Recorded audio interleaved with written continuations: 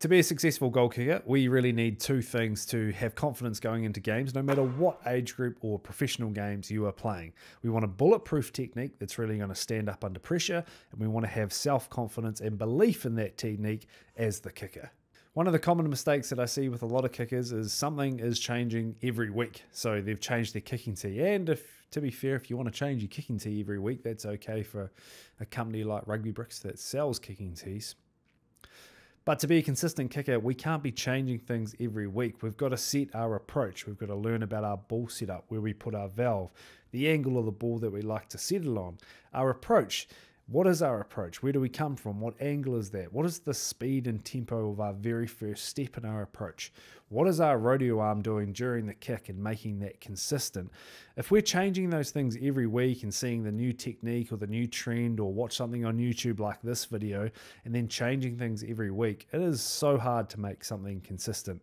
All the top kickers that you know, that you watch them week in, week out, whatever game they're playing, they look exactly the same. This is why I encourage people to use the 10 pillars of goal kicking. It is free. You can write down all 10 pillars and organize your detail. On my website, I've got a free download where you can go through, answer a questionnaire, and it'll give you the answers to your technique that you need, so that you can go through and see how many of the 10 pillars are actually locked in. Is your mindset locked in? Is your ball set up the same every time? Is your approach locked in? Can you put a big green tick next to every one of the pillars to make sure that you've got a locked in, bulletproof, confident technique that you can take into games every week? I hear a lot of you kickers, mainly from the UK, talking about effortless kicking, flow kicking, and the ugly zone. I get it. I've done a lot of research. I've watched all the videos. I've spoken to a lot of kickers, and I get the whole effortless flow state, ugly zone style of training. What I think we need to really be careful of is we still have to be deliberate. So as a kicker and as a golfer, as a cricket player, as a basketball shooter, you've got to be deliberate with your skill. You need to put the ball exactly where you want and be deliberate with your body. I think a lot of kickers here flow or make things look effortless, and then they almost like lose their power, their engagement, the compression of their muscles, and they end up getting even more frustrated because they just can't even get a nice strike, because now all of a sudden they've got no power or energy going through the kick.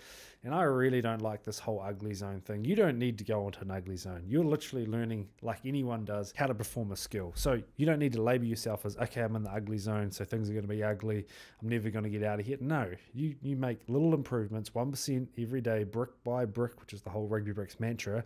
The rest of your life is skill development and learning, feeling, crafting. There isn't just a zone that you go through and then, okay, you're out of it. Happy days, rainbows and butterflies. Be careful of talking about being effortless in flow state and the ugly zone. Get after it. Back to the video. If you've never heard of the 10 pillars, you're in luck. This here is the free 10 pillars of goal kicking. It's got almost 160,000 views on YouTube already, so it helped a lot of kickers already. If you're already established and would like a review, that is something that I can offer. I offer a full 10 pillars of goal kicking review. I just need a front on, side on, and back angle of your goal kicking technique.